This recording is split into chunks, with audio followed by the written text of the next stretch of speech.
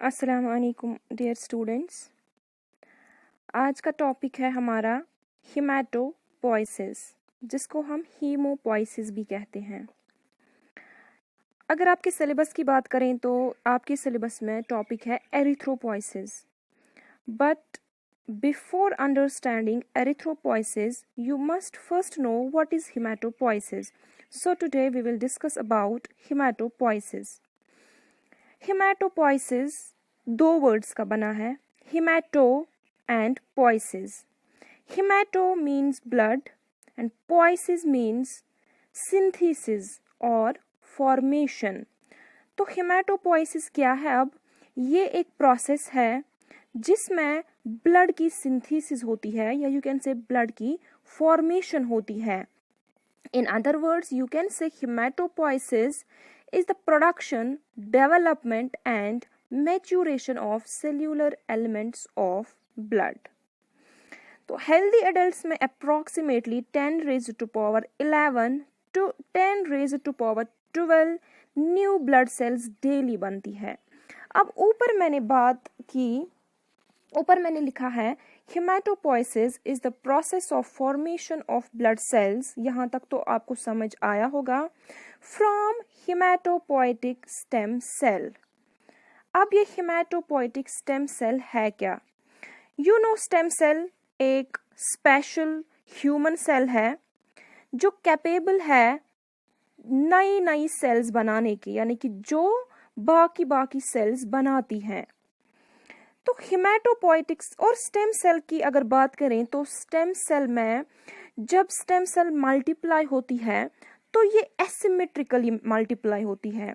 एसिमेट्रिकली मतलब क्या होता है कि जब भी ये स्टेम सेल मल्टीप्लाई होती है तो कुछ सेल्स इसमें से डिफ्रेंशिएट होती है मैच्योर सेल्स में, यानी कि वो वेल डिफ्रेंशिएटेड सेल्स बनाती है। फॉर एग्जांपल आरबीसीज, डब्ल्यूबीसीज, प्लेटलेट्स। लेकिन कुछ सेल्स जो है उनमें एक प्रॉपर्टी है सेल्फ रिन्यूअल की, यानी कि कुछ सेल्स मेंटेन करती है अपनी पॉपुलेशन, वो वापस स्टेम सेल्स बनाती हैं। कुछ सेल्स डिफरेंशिएटेड मैच्योर सेल्स बनाती हैं, लेकिन कुछ सेल्स क्या है, वो वापस स्टेम सेल्स बनाती हैं। सो ये स्टेम सेल्स की एक इम्पॉर्टेंट प्रॉपर्टी है। तो अब हिमेटोपोइटिक स्टेम सेल क्या होता है? हिमेटोपोइटिक स्टेम सेल ये एक it's a type of stem cell that produces blood cells. ठीक है, तो अब हम देखेंगे ये हिमेटोपोइसिस होता कहाँ पे है, यानी कि ये ब्लड सिंथेसिस, ब्लड सेल्स जो बनती हैं ये कहाँ पे बनती है। हिमेटोपोइसिस दो टाइप का हो सकता है, या मेड्यूलरी हिमेटोपोइसिस या extra medullary haematopoiesis. Medullary haematopoiesis तब हम कहेंगे जब ब्लड सेल्स बनती हैं बोन मैरो में। Bone marrow you know that's a spongy tissue inside bones, या कशिर पट वना अड्ज वस, तो उसको हम बोलते हैं मेड्यूलरी हिमेटोपोइसिस। और अगर बोन मैरो से बाहर कहीं और सिंथेसिस होती है, कहीं और ब्लड सेल्स बनती है, तो उसको हम कहते हैं एक्स्ट्रा मेड्यूलरी हिमेटोपोइसिस। तो अब कहाँ पे ये सेल्स बनती है? सबसे पहले जब माँ के पेट में बच्चा होता है, you can say around 3rd week, ठीक है, during intragestational life around 3rd week, जो ये स्टेम सेल्स होती हैं, हिमेटोपोइटिक स्टेम सेल्स जो होती हैं, ये लिवर में अपीयर हो जाती है। ठीक है, सॉरी, यॉर्क सैक में अपीयर हो जाती है। पहले 3 हफ्तों ये यॉर्क सैक में अपीयर हो जाती हैं। दैट मीन्स कि तब तक जो हिमेटोपोइसिस होता है वो कहाँ पे होगा? यॉर्क सैक में। उसके बाद जो ये स्टेम सेल्स है ये शिफ्ट हो जाती है लिवर में। ये शिफ्ट हो जाती है लिवर में फ्रॉम 3rd मंथ। तो दैट मीन्स उसके बाद कहाँ पे हिमेटोपोइसिस होगी? 3rd मंथ के बाद हिमेटोपोइसिस लिवर में स्टार्ट होती है। लेकिन कुछ लिटिल बिट हिमेटोपोइसिस स्प्लीन में होती है और लिम्फ नोड्स में भी होती है। तो लिवर में फिर कंटिन्यू हिमेटोपोइसिस रहता है up to the near of birth, birth से पहले तक। लेकिन 3rd मंथ के बाद यानी कि 4th मंथ में जो फीटल लाइफ है उसमें स्टेम सेल शिफ्ट हो जाती है, वो माइग्रेट करती है बोन मैरो में। कहाँ? बोन मैरो में, जहाँ फिर जो बोन मैरो फिर परमानेंट रेजिडेंट है फ्यूचर के लिए। सो आप कह सकते हो कि बोन मैरो में भी पार्शली 4th मंथ के बाद हिमेटोपोइसिस होता है। ठीक है, तो जो ही अब बर्थ का टाइम आता है उस टाइम जो फुल टर्म इन्फेंट होगा, जो फुल टर्म बेबी होगा, उसका सारा हिमेटोपोइसिस लिमिटेड होता है बोन मैरो तक, यानी कि उसमें लिवर स्प्लीन कहीं से हिमेटोपोइसिस नहीं होगी। जब न्यूली बॉर्न इन्फेंट होगा उसमें सिर्फ और सिर्फ हिमेटोपोइसिस होती है बोन मैरो से। अब अगर हिमेटोपोइसिस कंटिन्यूस रहा लिवर में या स्प्लीन में तो वो एबनॉर्मेलिटी है, वो एक पैथोलॉजिकल कंडीशन है। नॉर्मल कंडीशन में हिमेटोपोइसिस सिर्फ और सिर्फ बोन मैरो से ही होगा, जिसको हम कहते हैं मेड्यूलरी हिमेटोपोइसिस।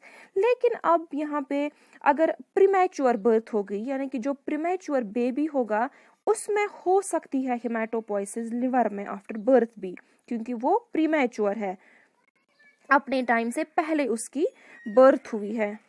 सो अब बच्चों में भी हिमेटोपोइसिस होगा मेड्यूलरी यानी कि बोन मैरो में।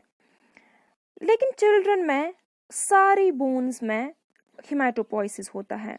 लेकिन अगर हम एडल्ट्स की बात करेंगे, एडल्ट्स में हिमेटोपोइसिस सिर्फ रेड बोन मैरो में होता है।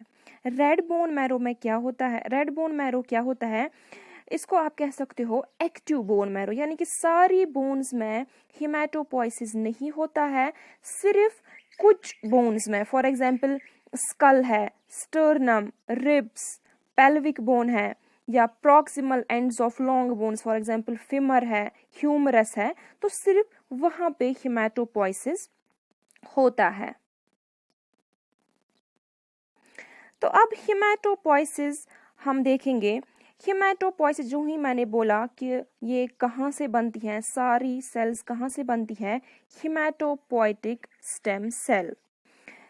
हिमेटोपोइटिक स्टेम सेल, इसको हम मल्टीपोटेंट सेल भी कह सकते हैं। मल्टीपोटेंट सेल क्यों? क्योंकि स्टेम सेल को इनमें पोटेंसी है, इनमें कैपेबिलिटी है बहुत सारी सेल्स सिंथेसिस करने की। ठीक है, तो फिर ये स्टेम सेल डिफरेंशिएट होती है दो सीरीज में, एक माइलॉइड सीरीज और एक लिम्फॉइड सीरीज। जो सबसे पहले डिफरेंशिएशन होती है वो इन दो सीरीज में होती है, myeloid series and lymphoid series. Myeloid series में क्या होता है? माइलॉइड सीरीज में सारी सेल्स बनती हैं, सारी types of cells, for example RBCs बनती हैं, प्लेटलेट्स बनती हैं, या WBCs, लेकिन except lymphocytes, basophil, neutrophil, eosinophil, monocyte, ये सारी सेल्स बनती हैं कहाँ से? माइलॉइड सीरीज से। और एक जो लिम्फॉइड सीरीज है वहां से हमें मिलती है लिम्फोसाइट। ठीक है, तो अगर अब हम प्लेटलेट्स की बात करेंगे यानी कि थ्रोम्बोसाइट्स की बात करेंगे, सो उनकी पेरेंट सेल कौन सी है?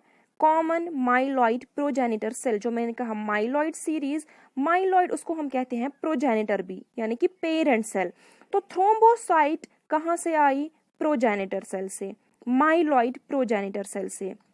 तो इस प्रोसेस को हम कहते हैं थ्रोम्बोपोइसिस। सिमिलरली अगर आरबीसी यानी कि एरिथ्रोसाइट की फॉर्मेशन हुई तो उस प्रोसेस को हम कहते हैं एरिथ्रोपोइसिस, फॉर्मेशन ऑफ एरिथ्रोसाइट्स या आरबीसीज। सिमिलरली अगर अब फिर ग्रेन्युलोसाइट्स जिसमें आता है इजिनोफिल, बेजोफिल और न्यूट्रोफिल, उसको हम कहते हैं ग्रेन्युलोपोइसिस, या सबको मिला के मोनोसाइट, इजिनोफिल, न्यूट्रोफिल, बेजोफिल, इसको हम कहते हैं ल्यूकोपोइसिस। क्या कहते हैं? ल्यूकोपोइसिस। अब अगर इसकी बात करेंगे लिम्फोसाइट की, जो लिम्फॉइड प्रोजेनिटर है, पेरेंट सेल है लिम्फोसाइट की, तो उस प्रोसेस को हम कहते हैं लिम्फोपोइसिस, यानी कि फॉर्मेशन ऑफ लिम्फोसाइट्स। तो अब जो मैंने कहा स्टेम सेल अभी कहा मैंने, जो प्रोजेनिटर स्टेम सेल है, इससे हमें क्या मिला, माइलॉइड सीरीज, और क्या मिला, लिम्फॉइड सीरीज। तो माइलॉइड सीरीज में जो मैंने बात की, अगर हम एग्जाम्पल लेंगे थ्रोम्बोपोइसिस की, ठीक है, जो स्टेम सेल है, स्टेम सेल का मैंने आपको कहा है कि इसकी एक प्रॉपर्टी है कि ये वापस स्टेम सेल्स बना सकती हैं। उसके बाद जो ही अब अगर थ्रोम्बोपोइसिस होना है, यानी कि प्लेटलेट्स की फॉर्मेशन होनी है, तो जो इसकी सीरीज है वो इसकी ब्लास्ट सेल जो है दैट इज मेगा कैरियोब्लास्ट।